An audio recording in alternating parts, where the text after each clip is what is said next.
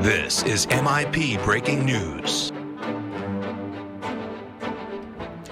Joining us now, and we're going to get his reaction to the State of the Union last night. He was there in the chamber. Congressman Eric Swalwell. Congressman, how are you this morning? Good morning, Mark. I'm ready to work, and I say that because I brought last night as my guest a Parkland student, and he wasn't the only gun violence victim or survivor in the gallery. And, you know, he and so many others who were there last night were disappointed. They saw an opportunity for the president to talk about how he would keep them safe in their communities. And he didn't say a single word or strike a single note to talk about how he'd do that. But, we persist, and in just 2 hours, we're going to start working on a bill in the House Judiciary Committee on background checks, the first bill in 8 years that Congress will take up as it relates to gun violence. So, we will work, despite the president. What would you like to see a bill become, Congressman Swalwell? What would be an ideal scenario in terms of background checks?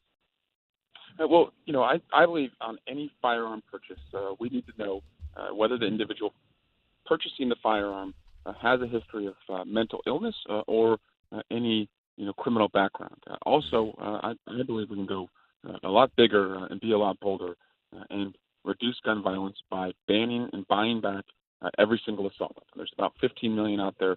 I'm for investing up to $1,000 a firearm, getting them off our streets. And then also, putting the investments in mental health treatment so that if people do have, perhaps an illness that could lead them to do something like this, we're taking care of them as soon as possible. And then in our cities, I want to make sure that, I would see Mark as a former prosecutor. I'd sit down in Oakland, California, with a young black man who had witnessed a horrific crime, and I'd sit in his apartment building. I'd hear the piercing sounds of police sirens all around. I'd see liquor stores and payday lenders across the street and dilapidated schools. And I couldn't help but think that, one, this kid is going to be lucky if he makes it and isn't murdered himself. But two, no matter how hard he works or how smart he is, there's just not opportunity or hope around. And to reduce gun violence, it also means investing in our cities. Do the votes exist in the House to pass major background check legislation? If all the will all the Democrats be on board? If so, then that gets through the House, right? Yeah, it's going to get through the House, and the voters gave us that power during the midterms. They voted out 17 NRA A-rated candidates and put in candidates who ran on common sense gun reforms. And I really credit that. The reason I brought Cameron Caskey as my guest, one of the Parkland students, was because after 6 years in Congress, I honestly was losing hope and faith that we could do something. Right. And after that tragedy at Parkland, which is about a year away now, the students picked themselves up, used their voices, and stepped forward and marched not just in the streets, but as Dr. King called on so many people to do, they marched on the ballot boxes. And they've given us the best chance in a generation to keep communities safe. Yeah, and that's very, very important. Representing the 15th District in California, Congressman Eric Swalwell, folks, 10 minutes before the hour. I was looking at your Twitter feed. Nothing, of course, as you said, on gun violence, doing anything about it. Nothing on climate change either. No, he said a word. He said a sentence that said global, and then he had another word after, and we were all kind of at the edge of our seats. Is he going to say it? Global warming? And he didn't. And again, I see addressing climate change is not only an opportunity for clean air and clean water and giving our kids a better earth. I see it as it doesn't have to start an argument. It could start a workday. And if this president wants to invest in infrastructure, I think he could have won over both sides by talking about greening the grid and, increasing our investments in renewables and wind, solar, fuel cells. But instead, he was touting, oil and gas. And it just seemed to miss, what that means to our environment and, what we need to do to address it. Did you say start a workday? Is that what you just said? Yeah, I said climate change shouldn't start an argument. It should start a workday. But now, wait a minute. We're talking about somebody who doesn't have a work day, Eric. I mean, executive session. He's executive. Yeah, he's got a lot of it. You know what I've been doing around the office, man, he calls that time off executive time. So basically, that's if right. you whatever your title is, if you put time behind it, you don't have to work. So I'm gonna start doing talk show host time. You should do Talk to host you should do time. congressman time. Where's Congressman. Eric Swalwell Day, y'all? Oh, he's Executive on time. congressman Yeah. time. He ain't doing that. I mean, that's incredible. Are we? So where are we? On the 15th? I mean, are we? Is there a risk of another shutdown? There is. It doesn't look like this president, has learned lessons from the last shutdown, and so he's going to find, I believe, consensus in Congress from both parties.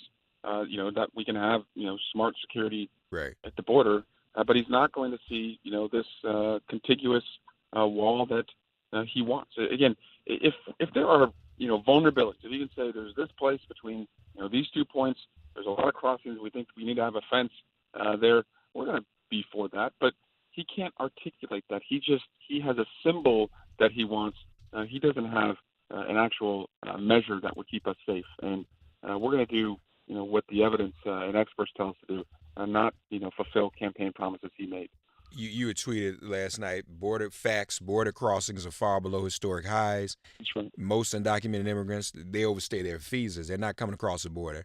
Experts see no security crisis at the border. Drugs come in via ports of entry.